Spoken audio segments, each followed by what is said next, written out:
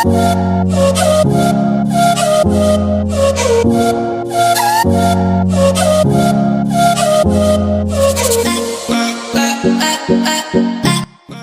guys! Welcome back to my channel. My name is Kate and I'm taking up Bachelor of Secondary Education. For today's video is an educational video. I will go in to discuss about culture, specifically its meaning, characteristic, and function. Without further ado, let's get started. In today's video, our topic is entitled Culture, the meaning, characteristic, and functions. First of all, let's talk about the meaning of culture. There are various definitions about culture, and these are the following. Sometimes an individual is described as a highly cultured person, meaning thereby that the person in question has certain features such as his speech, manner, and taste for literature, music, or painting which distinguish him from others. Culture, in this sense, refers to the certain personal characteristic of an individual. However, this is not the sense in which the word culture is used and understood in social sciences. Sometimes, culture is also used in popular discourse, just like written or spoken communication or even debate, to refer to a celebration or an evening of entertainment, as when one speaks of a cultural show. In this sense, culture is identified with aesthetics or the fine arts such as dance, music, or drama. But this is also different from the technical meaning of the word culture. Culture is used in a special sense in anthropology and sociology. It refers to the sum of human beings' life ways, their behavior, beliefs, feelings, thoughts, that is connotes everything that is acquired by them as social beings. Honestly, culture has been defined in a number of ways. There is no consensus or a general agreement among sociologists and anthropologists regarding the definition of culture. But one of the most comprehensive definitions of the term culture was provided by the British anthropologist Edward Tylor. According to British anthropologist Edward Tylor, he defined culture as that complex whole which includes knowledge, belief, art, morals, law, custom, and any other capabilities and habits acquired by man as a member of society. Since in Tylor's time, the concept of culture has become the central focus of anthropology. There are some writers who add to this definition some of the important other capabilities and habits, such as language and the techniques for making and using tools. So basically, culture consists of all learned, normative behavior patterns that is all shared ways of patterns of thinking and feeling as well as doing. Some of the thinkers include in the culture only the non-material parts. For instance, Sutherland and Woodward say, if culture exists only where there is communication, then the content of the culture can be ideas or symbol patterns. Culture is then an immaterial phenomenon only, a matter of thoughts and meanings and habits, and not of visible and touchable material things or objects. The material elements that are made and used in accordance with socially inherited tradition should be called culture objects. Other include in culture all the major social components that bind men together in society. For instance, the British anthropologist Malinowski include inherited artifacts, implements, and consumer goods and social structures within his definition of culture.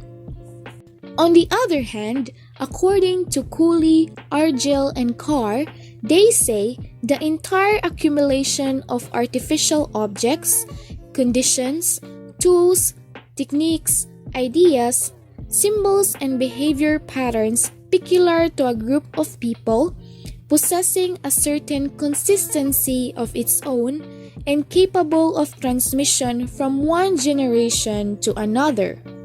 Some of the other important definitions of culture are as follows. McIver say, culture is the expression of our nature in our modes of living and our thinking, intercourse in our literature, in religion, in recreation, and enjoyment. However, according to E.A. Hobel, for him, culture is the sum total of integrated learned behavior patterns which are characteristic of the members of a society and which are therefore not the result of biological inheritance. On the other hand, Bristed say culture is the complex whole that consists of everything we think and do and have as a member of society. While according to Anderson and Parker, culture is the total content of the physiosocial, biosocial, and psychosocial universe man has produced and socially created mechanism through which these social products operate. Lastly, according to H.T. Mazumadar, culture is the sum total of human achievements, material as well as non-material, capable of transmission, sociologically, specifically by tradition and communication, vertically as well as horizontally. Combining several of these definitions, we may define culture as the sum total of human achievements or the total heritage of man which can be transmitted to man by communication and tradition. It is a way of life of the people in a certain geographical area. Lifestyle and social pattern of a society being the direct consequence of the accumulated heritage of ages past distinguish and differentiate one community from another. Culture, therefore, is moral, intellectual, and spiritual discipline for advancement. In accordance with the norms and values based on accumulated heritage, it is imbibing and making ours own the lifestyle and social pattern of the group once belongs to. Indeed, culture is a system of learned behavior shared by and transmitted among the members of the society. It is really true that culture is a collective heritage learned by individuals and passed from one generation to another. The individual receives culture as a part of social heritage and in turn may reshape the culture and introduce changes which then become part of the heritage of succeeding generations. Next, let's proceed to characteristic of culture. From various definitions, we can deduce the following characteristic. By the way, there are 17 characteristics of culture and these are the following. Learned behavior. Culture is abstract. Culture is a pattern of learned behavior. Culture is the product of behavior. Culture includes attitudes, value, knowledge. Culture also includes materials, object. Culture is shared by members of society. Culture is superorganic. Culture is pervasive. Culture is a way of life. Culture is a human product. Culture is idealistic. Culture is transmitted among members of society. Culture is continually changing. Culture is a variable. Culture is an integrated system.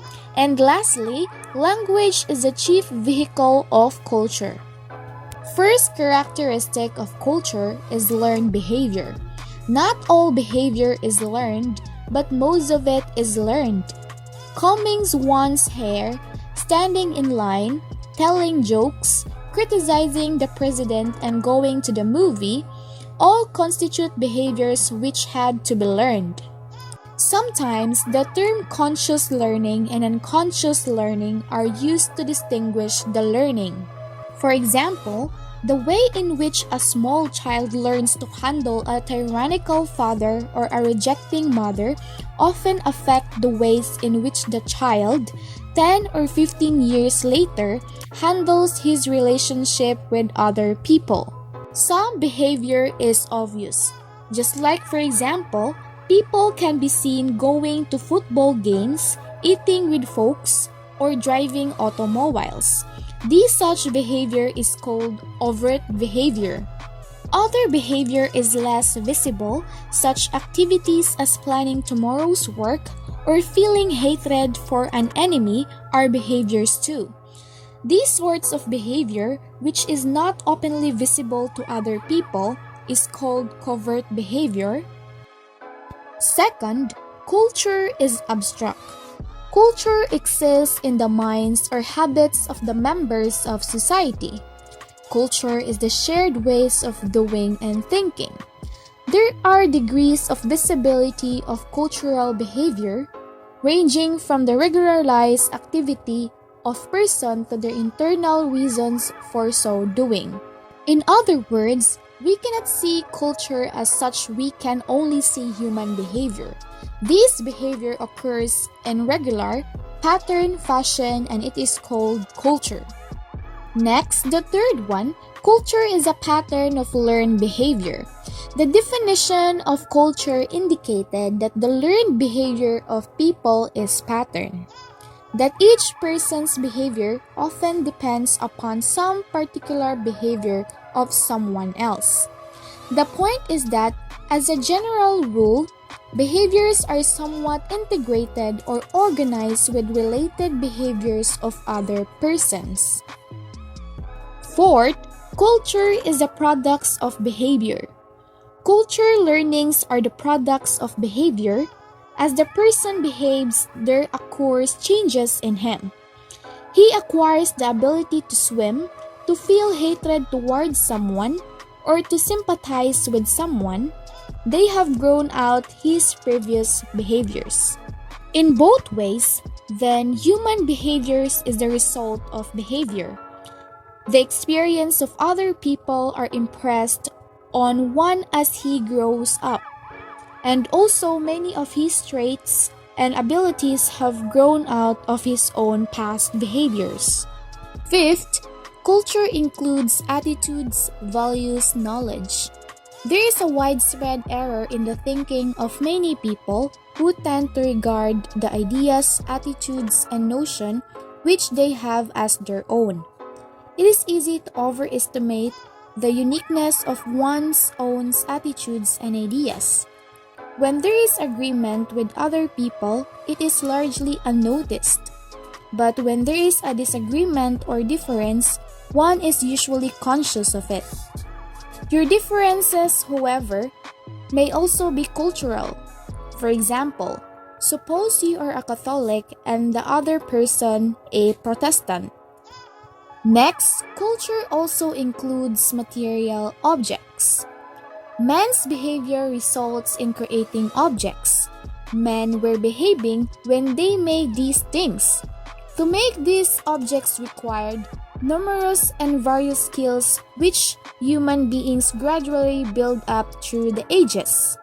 Basically, man has invented something else and so on. Occasionally, one encounters the view that man does not really make steel or a battleship.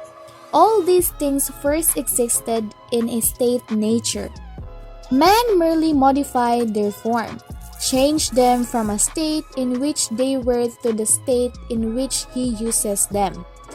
The chair was first a tree which man surely did not make, but the chair is more than a tree, and the jet airplane is more than iron, and so forth. Seventh, culture is shared by the members of society. The patterns of learned behavior and the result of behavior are possessed not by one or a few persons, but usually by a large proportion. Thus, many millions of persons shared such behavior patterns as Christianity, the use of automobiles, or the English language. Persons may share some part of culture unequally. For example, as Americans do the Christian religion, to some persons Christianity is the all-important, predominating idea in life. To others, it is less preoccupying or important, and to still others it is of marginal significance only. Sometimes the people share different aspects of culture. For example, among the Christians, there are Catholic and Protestant, liberal or conservation, as clergymen or as laymen. The point to our discussion is not the culture or any part of it is shared identically, but that it is shared by the members of society to a sufficient extent. Next, culture is superorganic. Culture is sometimes called superorganic. It implies that culture is somehow superior to nature. The word superorganic is useful when it implies that what may be quite a different phenomenon from a cultural point of view. For example, a tree means different things to the botanist who studies it. The old woman who uses it for shade in the late summer afternoon, the farmers who picks its fruit, the motorist who collides with it, and the young lovers who carve their initials in its trunks. The same physical objectives and physical characteristics, in other words, may constitute a variety of quite different cultural objectives and cultural characteristics. The same physical objects and physical characteristics, in other words, may constitute a variety of quite different cultural objects and cultural characteristics. Ninth, culture is pervasive. Culture is pervasive. It touches every aspect of life. The pervasiveness of culture is manifest in two ways. First, culture provides an unquestioned context within which individual action and response takes place. Not only emotional actions but relational actions are governed by cultural norms. Second, culture pervades social activities and institutions. Next, culture is a way of life. Culture means simply the way of life of people or their design for living. Kluckhohn and Kelly define it in his sense. A culture is a historically derived system of explicit and implicit design for living, which tends to be shared by all or specially designed member of a group. Explicit culture refers to similarities in word and action which can be directly observed, just like, for example, the adolescent cultural behavior can be generalized from regularities in dress, mannerism, and conversation, while implicit culture exists in abstract form which are not quite obvious. Next characteristic is culture is a human product. Culture is not a force, operating by itself and independent of a human actions. There is an unconscious tendency to defy culture, to endow it with life and treat it as a thing. Culture is a creation of society in interaction and depends for its existence upon the continuance of society. In a strict sense, therefore, culture does not do anything on its own. It does not cause the individual to act in a particular way, nor does it make the normal individual into a maladjusted one. Culture, in short, is a human product. It is not independently endowed in life. 12. Culture is idealistic. Culture embodies the ideas and norms of a group. It is sum total of the ideal patterns and norms of behavior of a group. Culture consists of the intellectual, artistic, and social ideals and institution which the member of the society profess and to which they strive to confirm. Next, culture is transmitted among members of society. The cultural ways are learned by persons from persons. Many of them are handed down by one's elders, by parents, teachers, and others of somewhat older generation. Other cultural behaviors are handed up to elders. Some of the transmission of culture is among contemporaries. Just like, for example, the style of dress, political views, and the use of recent labor-saving devices. One does not acquire a behavior pattern spontaneously, he learns it. That the means of someone teaches him and he learns. Much of the learning process both for the teachers and the learner is quite unconscious, unintentional, or accidental. Next, culture is continually changing. There is one fundamental and unescapable attribute or special quality of culture, the fact of unending change. Some societies at some times change slowly, and hence in comparison to other societies seems not to be changing at all.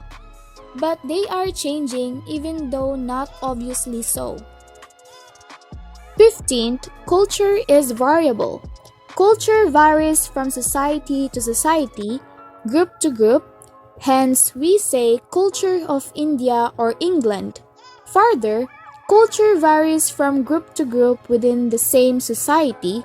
There are subcultures within a culture, cluster of patterns which are both related to general culture of the society and yet distinguishable from it are called subcultures. Next, culture is an integrated system. Culture possesses an order and system. Its various parts are integrated with each other, and any new element which is introduced is also integrated. The last characteristic of culture is the language is the chief vehicle of culture. Man lives not only in the present but also in the past and future. He is able to do this because he possesses language which transmits to him what was learned in the past and enables him to transmit the accumulated wisdom to the next generation.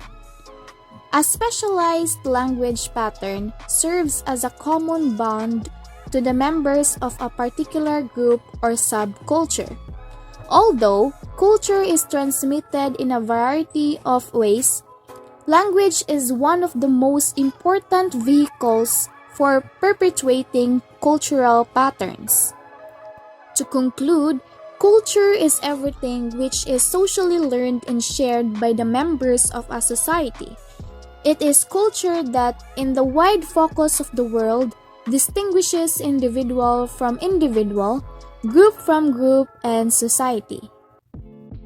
Now let's proceed to functions of culture. Among all groups of people, we find widely shared beliefs, norms, values, and preferences.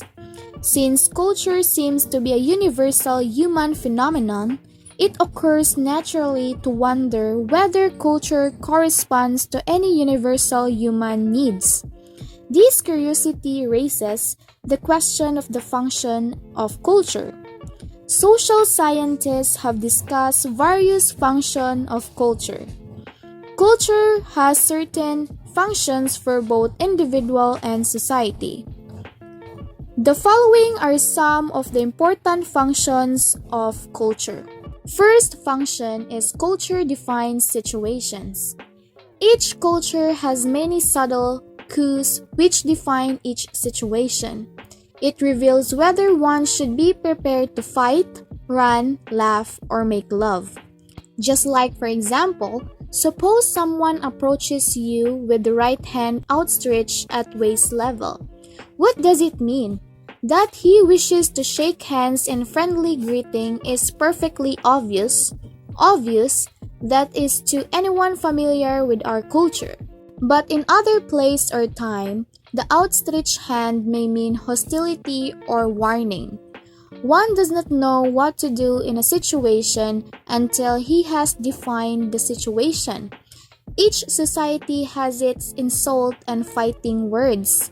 The cues or hints which define society appear in infinite variety. A person who moves from one society into another will spend many years misreading the cues, just like, for example, laughing at the wrong places. Second, culture defines attitudes, values, and goals. Each person learns in his culture what is good, true, and beautiful. Attitudes, values, and goals are defined by the culture, while the individual normally learns them as unconsciously as he learns the language. Attitude are a tendency to feel and act in a certain way. Values are measures of goodness and desirability. For example, we value private property, government, and many other things and experience. Goals are those attainment which our values define as worthy. Just like, for example, winning the race, gaining the affections of a particular girl, or becoming president of the firm. The third function of culture is culture defines myths, legends, and the supernatural. Myths and legends are important part of every culture. They may inspire, reinforce effort and sacrifice and bring comfort and bereavement. Whether they are true is sociologically unimportant. Ghosts are real to people who believe in them and who act upon this belief. We cannot understand the behavior of any group without knowing something of the myths, legends, and the supernatural beliefs. Myths and legends are powerful forces in a group's behavior. Culture also provides the individual with a ready-made view of the universe. The nature of divine power and the important moral issues are defined by the culture. The last function of culture is culture provides behavior patterns. The individual needs to go through painful trials and error, learning to know what foods can be eaten without poisoning himself, or how to live among people without fear. He finds a ready-made set of patterns awaiting him, which he needs only to learn and follow. The individual does not have to wonder how one secures a mate. He knows the procedure defined by his culture. If men use culture to advance their purposes, it seems clearly also that a culture imposes limit on human and activities. A society without rules and norms to define right and wrong behavior would be very much like heavily traveled street without traffic signs or any understood rules for meeting and passing vehicles. Chaos will be the result in either case. Now let's proceed to culture and society. The relationship between society, culture, and personality is stressed by Ralph Linton. According to him, a society is an organized group of individuals. A culture is an organized group of learned responses. The individual is a living organism capable of independent thought, feeling, and action, but with his independence limited and all his resources profoundly modified by contact with the society and culture in which he develops. A society cannot exist apart from culture. A society is always made of persons and their groupings. People carry and transmit culture, but they are not culture. No culture can exist except as it is embodied in a society of men. No society can operate without cultural directives. Like matter and energy, like mind and body, they are independent and interacting yet express different aspects of human situation. One must always keep in mind the interdependence and the reciprocal relationship between culture and society. Each is distinguishable concept in which the patterning and organization of the whole is more important than any of the component parts.